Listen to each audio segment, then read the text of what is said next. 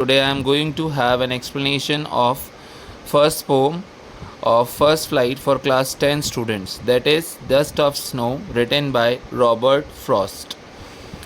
Students, first I would like to tell you the theme of the poem, as well as I would like to brief you the poem so that you can have an idea what are you going to read in this poem.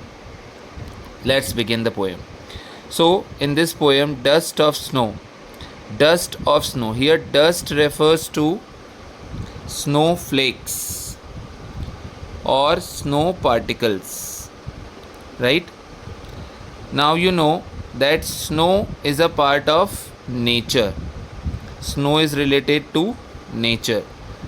तो इस pome के अंदर जो हम theme की बात करते हैं, इस पोम में थीम है नेचर की कैपेसिटी, कि नेचर किस तरह से ट्रांसफॉर्मेशन कर सकता है किसी के भी एटीट्यूड को या व्यू पॉइंट को या किसी के भी नेचर को।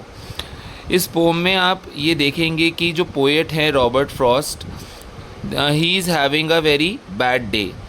शायद उनके साथ कुछ गलत हुआ या फिर उनका दिन बहुत ख़राब रहा और इसी वजह से उनका मूड बहुत अपसेट होता है, वो बहुत ज़्यादा सैड होते हैं, बहुत डिसअपॉइंटेड होते हैं।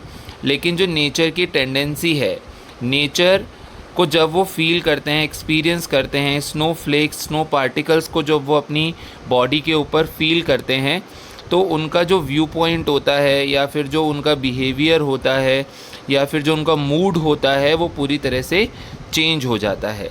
तो इस पोम की जो थीम है वो ये है कि नेचर की जो कैपेसिटी होती है ट्रांसफॉर्मेशन की, किस तरह नेचर एक किसी के भी व्यू पॉइंट को या एटीट्यूड को बदल देता है, उसके बारे में हमें बताया गया है। साथ ही साथ इसके अंदर दो सिंबल्स को यूज़ किया गया है। वो सिंबल्स हैं क्रो और hemlock, right? Crow and hemlock.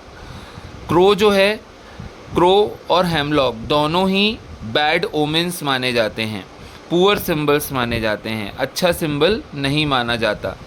लेकिन यहाँ पर पोएट ने, रॉबर्ट फ्रॉस्ट ने क्रो और हैमलॉक दोनों को यहाँ पर यूज़ किया है। यूजुअली पोएट्स कभी भी पुअर सिंबल्स या बैड ओमेंस, इनको हम कहेंगे बैड ओमेंस। किन्हें कहेंगे बैड ओमेंस? क्रो और hemlock tree, right? These are called bad omens, poor symbols. ये बैड ओमेंस होते हैं, पुअर सिंबल्स होते हैं। लेकिन रॉबर्ट फ्रॉस्ट ने अपनी पोम में क्रो और हैमलॉक दोनों को ही यूज़ किया गया है। जहाँ क्रो सिंबलाइज करता है इनऑस्पिशियसनेस को, राइट? क्रो सिंबलाइज करता है इनऑस्पिशियसनेस को, और हैमलॉक जो है वो सिंबलाइज करता है डेथ को या फियर को। डेथ, फियर, सैडनेस, इसे सिंबलाइज करता है, राइट? तो दोनों ही बैड ओमेंस होते हैं, पुअर सिंबल्स होते हैं। पोएट्स यूजुअली अपनी पोम्स में या राइटिंग्स में इन बैड ओमेंस को यूज़ नहीं करते हैं। इवन हम भी कभी अच्छे पेड़ को, जैसे हम नीम ट्री है, मैंगो ट्री है, इन्हें हम अच्छा सिंबल मानते हैं। लेकिन हम कभी भी ओक ट्री या फिर बैनिन ट्री, इनको हम कभी लगाने की कोशिश नहीं करते। बरगद का पेड़ हम कभी अपने घर में लगाने को हमको लगता है कि शायद ये पुअर सिंबल्स हैं। वैसे क्रो कभी हमारे घर के आसपास आके बैठ जाता है तो हम कहते हैं कि इसको उड़ाओ यहाँ से, ये पुअर सिंबल है, बैड सिंबल है, बैड ओमेन है, राइट? तो ये हमारी एक प्रीजुडाइस होती है या फिर हमारी बिलीफ होती है। हम अपने मन में ये सोच लेते हैं या फिर लोगों से सुनकर ऐसा सोच लेते हैं कि ये सही होगा और ये चीज़ गलत होगा। तो यहाँ पर इन्हीं मिथ्स को तोड़ने के लिए, इन्हीं बिलीव्स को ब्रेक करने के लिए पोएट ने अपनी पोम में क्रो और हैमलॉक ट्री को यूज़ किया है, कि वो ये बताना चाहते हैं कि ज़रूरी नहीं कि जिनको हम सुनते आए हैं या पढ़ते आए हैं, जो बैड सिंबल्स कहे जाते हैं ऑल ओवर, ज़रूरी नहीं कि वो हमेशा इनऑस्पिशियसनेस को ही सिंबलाइज़ करें या वो बैड ओमेंस ही हों। कभी कभी जिन्हें बैड माना जाता है वो हमारी लाइफ के अंदर एक बहुत बड़ा चेंज ला देते हैं, हमारे नेचर में, हमारे मूड में या हमारी हेल्थ के अंदर एक बहुत बड़ा चेंज ला देते हैं। तो हमारे इन बिलीव्स को, इन मिथ्स को ब्रेक करने के लिए पोएट ने क्रो और हैमलॉक को इस पोम में यूज़ किया है, राइट? तो ये इस पोम का ब्रीफ आउट था कि किस तरह इस पोम के अंदर क्रो और हैमलॉक को यूज़ किया गया है। डस्ट ऑफ स्नो जो ऑटोमेटिकली एक सिंबल है dust of snow, snow particles को कहा गया है। जब पोएट अपना बैड डे एक्सपीरियंस कर रहे होते हैं तो it is a winter time, वो विंटर का टाइम है, और उस टाइम जब उनके ऊपर स्नो फ्लेक्स या स्नो पार्टिकल्स गिरते हैं तो उनके मूड के अंदर चेंज आ जाता है। क्या होता है उनके साथ में, उन्होंने हमारे साथ में ये एक छोटा सा इवेंट शेयर किया है। Okay, so now let's read the pome. The way a crow shook down on me the dust of snow from a hemlock tree has given my heart a change of mood. So you see, you have seen that it is a very short poem, right? और इस short pome के अंदर एक बहुत ही larger और deeper meaning है। Here the poet explains how an act as pity as experiencing snow on one's body can brighten one's day up।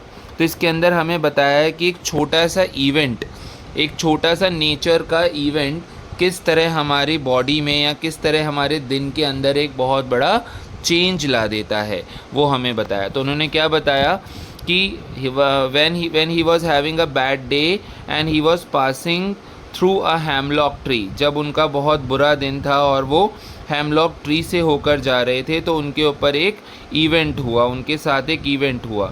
क्या event हुआ? जो एक क्रो था, एक क्रो जो कि हेमलॉक ट्री के ऊपर बैठा हुआ था, उसने एक मूवमेंट किया। अब मूवमेंट कैसा था? Whether he tried to fly, whether he shook down his body, whether he tried to turn, उसने किस तरह का मूवमेंट किया, वो मूवमेंट तो यहाँ पर हमें नहीं बताया गया है, लेकिन उसका जो भी मूवमेंट था उस मूवमेंट की वजह से उस हेमलॉक के ऊपर, हेमलॉक किस तरह का ट्री होता है स्टूडेंट्स? हेमलॉक एक पॉइजनस ट्री होता है, राइट? हेमलॉक एक पॉइजनस ट्री होता है ना। और क्रो को हम इनऑस्पिशियसनेस का सिंबल, इनऑस्पिशियस मतलब कोई भी ऐसी चीज़ जो कि अशुभ मानी जाती है, तो क्रो और हेमलॉक को कभी भी शुभ नहीं माना जाता, उन्हें बैड सिंबल्स माने जाते हैं।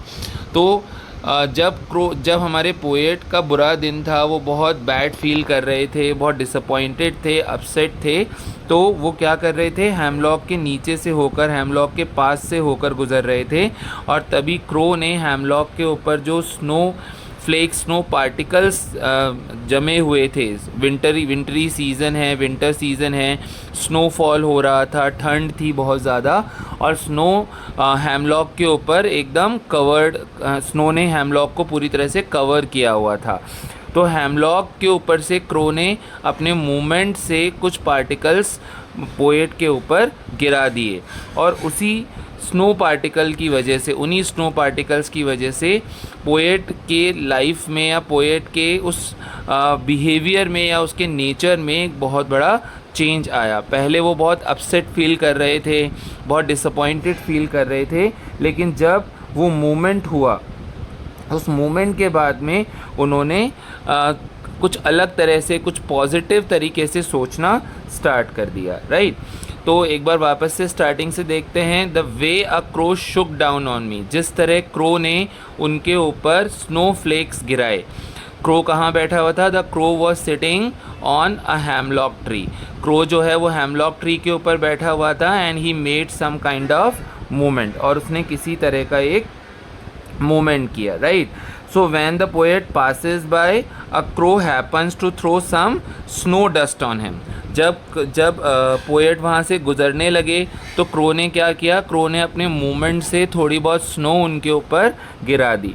when he made a movement, when he made certain kind of movement, then snow flakes or snow particles that had covered the hemlock tree had been fallen on the poet। जब crow ने movement किया तो जो snow particles hemlock के ऊपर covered थे, वो snow particles किसके ऊपर गिर जाते हैं? पोएट के ऊपर गिर जाते हैं। और फिर क्या होता है?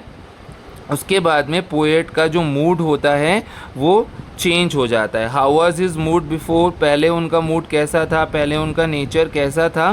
पहले वो बहुत अपसेट थे, पहले वो बहुत ज़्यादा डिसअपॉइंटेड थे because of some because of some bad event that had happened in his life. He was having a very bad day. उस दिन वो बहुत ज़्यादा परेशान थे, शायद उनका कोई बुरा दिन था, बहुत परेशानी में थे.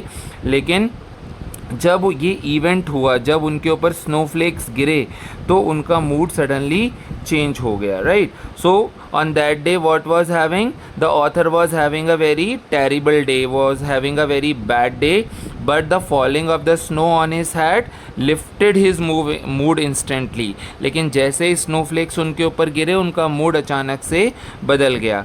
And the day he had already spent in a bad mood had been changed. जो दिन उन्होंने बुरे मूड के साथ गुजारा था, स्पेंड किया था, वो मूड उनका चेंज हो जाता है. And suddenly eventually he started thinking positively. और वो नेगेटिव सोचने से अपने मूड को किस में चेंज कर लेते हैं, पॉजिटिव सोच में, पॉजिटिव थॉट्स में चेंज कर लेते हैं. अचानक से वो एक पैसिमिस्ट से ऑप्टिमिस्ट बन जाते हैं. अब वो सोचने लगते हैं कि किस तरह वो अपना दिन र्यून कर रहे थे, ख़राब कर रहे थे, स्पॉइल कर रहे थे. तो सेकेंड स्टांजा में क्या लिखा है, has given my heart a change of mood. उनके हार्ट को, यानी उनके मूड को, यानी उनके थॉट को किसने चेंज किया, उस इवेंट ने चेंज किया जो क्रो ने किया. क्रो ने क्या किया, क्रो ने स्नोफ्लेक्स पोएट के ऊपर गिरा दिया. और जैसे ही स्नोफ्लेक्स पोएट के ऊपर गिरे, उनका मूड सडनली चेंज हो गया और उन्हें रियलाइज़ हुआ, क्या रियलाइज़ हुआ, and saved some part of a day I had rued. What poet says that I was ruining my day. मैं अपना दिन ख़राब कर रहा था, ये सोच के, बुरी चीज़ों को सोच के अपना दिन ख़राब कर रहा था कि मेरे साथ ये गलत हुआ, वो गलत हुआ, आज मेरा दिन अच्छा नहीं था. It happen sometimes when we have a bad day, we spend our whole day just in thinking of that what had happen to us. हम कई बार यही सोच के अपना टाइम ख़राब कर देते हैं कि हमारे साथ बहुत गलत हुआ, हमारे साथ ये गलत हुआ, हमारे साथ ही क्यों हुआ. ऐसी चीज़ों को सोचकर हम बहुत टाइम ख़राब कर देते हैं. इंस्टेड ये सोचकर कि हमें अब फ्यूचर में पॉजिटिव, हमें प्रेजेंट में पॉजिटिव रहना है ताकि हमारे फ्यूचर एक्शंस अच्छे रह सकें. तो इसी तरह पोएट भी अपना दिन ख़राब कर रहे थे, लेकिन उस छोटे से एक इवेंट ने पोएट का मूड चेंज कर दिया और उनका मूड नेगेटिव थॉट से एक पॉजिटिव थॉट में कन्वर्ट हो गया, राइट. तो जनरली क्या होता है, जनरली तो देखिए हेमलॉक और क्रो एक बैड ओमेंस हैं और वो कभी भी पॉजिटिव को रेफ़र नहीं करते, वो हमेशा नेगेटिव को ही रेफ़र करते हैं. लेकिन पोएट ने यहाँ पर हेमलॉक और क्रो को इतना ब्यूटीफुली पोर्ट्रे किया है कि हमको ये दिख रहा है कि हमारे जो बिलीव्स हैं क्रो और हेमलॉक को लेकर, या उन सब चीज़ों को लेकर जिन्हें हम गलत मानते हैं, वो यहाँ पर गलत हैं. कभी कभी जो पुअर सिंबल्स होते हैं या जिन्हें हम ऑस्पिशियस मानते हैं, वो भी हमारी लाइफ के अंदर एक पॉजिटिव चेंज ला सकते हैं, राइट. तो यहाँ पर पोएट का दिन बच जाता है और पोएट का मूड चेंज हो जाता है और वो पॉजिटिव सोचने लगते हैं. तो यहाँ पर हमने क्या सीखा, that one must not take things for granted and should be open and accept whichever way the nature chooses to bless us. हमें हमारी सोच जो है उसको हमेशा बहुत ब्रॉड रखनी चाहिए, बहुत ब्रॉड माइंडेड हमें होना चाहिए. जिस तरह नेचर ने जो भी एलिमेंट हमें दिए हैं, उन एलिमेंट्स को हमें हमेशा प्रेस करना चाहिए, क्योंकि वो एलिमेंट्स हमारे लिए गिफ्ट ऑफ नेचर हैं. हमें कभी भी उन्हें सही और गलत में कंपेयर नहीं करना चाहिए, राइट. तो यहाँ पर पोएट ने हमें बहुत अच्छा मैसेज दिया है इस पोम के थ्रू कि हमारी लाइफ में जब भी बहुत बुरा दिन होता है, या हमारे थॉट्स बहुत नेगेटिव हो जाते हैं, या हम कोई बहुत बुरी चीज़ को एक्सपीरियंस करते हैं, तो हमें हमेशा छोटे छोटे इवेंट्स से खुश होना चाहिए. जैसे पोएट के साथ बहुत गलत कुछ हुआ था, वो दिन उसका बहुत बुरा दिन था, लेकिन एक छोटे से इवेंट की वजह से पोएट का मूड चेंज हो गया. तो यहाँ पर नेचर की टेंडेंसी को भी बताया गया है कि नेचर के अंदर एक कैपेबिलिटी होती है कि वो हमारी हेल्थ को, हमारे मूड को, हमारे नेचर को चेंज कर देता है. और साथ ही साथ हमारे, और एक और बहुत अच्छा मैसेज दिया है कि हमें कभी भी बहुत नेगेटिव नहीं होना चाहिए, हमें छोटे छोटे इवेंट से खुश होना चाहिए और कभी अपने लाइफ को या अपने दिन को या अपने टाइम को बुरी चीज़ों को सोचकर वेस्ट नहीं करना चाहिए. Okay students, so this is what is there in the poem. I have explained both the stanzas for you, and I have also told you that what are the important things in the poem. इसके अंदर 2-3 चीज़ें बहुत important हैं। सबसे पहले dust of snow किसको सिंबलाइज़ करता है? स्नो फ्लेक्स, स्नो पार्टिकल्स को सिंबलाइज़ करता है।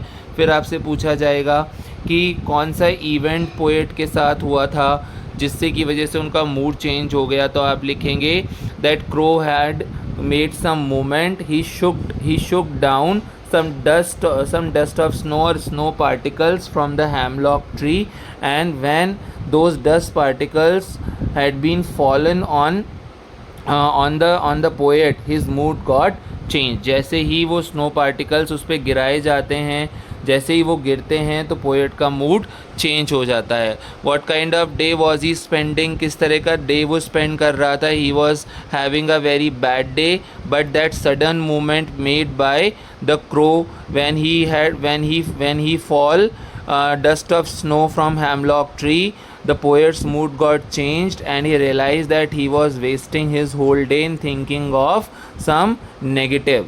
वो सिर्फ नेगेटिव को सोच के अपना दिन स्पेंड कर रहा था, ख़राब कर रहा था, लेकिन उस एक छोटे से इवेंट ने उसका दिन बचा लिया और उसका मूड चेंज हो गया, राइट. फिर आपसे पूछा जाएगा why the poet has used crow and hemlock in the poem, है ना. What kind of omens they are, what kind of symbols they are. तो आप क्या कहेंगे? Crow and hemlock poor symbols होते हैं, बैड ओमेंस होते हैं, ठीक है. पोएट ने यहाँ पर क्रो और हैमलॉक को क्यों चेंज किया है, क्यों यूज़ किया है? क्योंकि यूजुअली हैमलॉक और क्रो जो है उन्हें नेगेटिव रेफरेंसेस में यूज़ किया जाता है, लेकिन पोएट ने बहुत ब्यूटीफुली इसे पोर्ट्रे किया है ताकि इस पोम के अंदर जॉय, हैप्पीनेस इसको रेफ़र किया जा सके. और ये मिथ तोड़ने के लिए, बिलीफ तोड़ने के लिए कि ज़रूरी नहीं है कि हमेशा जो पुअर या नेगेटिव सिंबल्स होते हैं वो हमारी लाइफ में इनऑस्पिशियसनेस ही लाते हैं. कभी कभी जो बैड सिंबल्स होते हैं वो हमारी लाइफ में एक पॉजिटिव चेंज भी लेकर आते हैं. Okay students, so this is what we have in the poem. Now some important words, difficult words you have. Shook means to shake. Okay, shook means to shake. Poem के एक तो literary devices और important words आप याद रखें.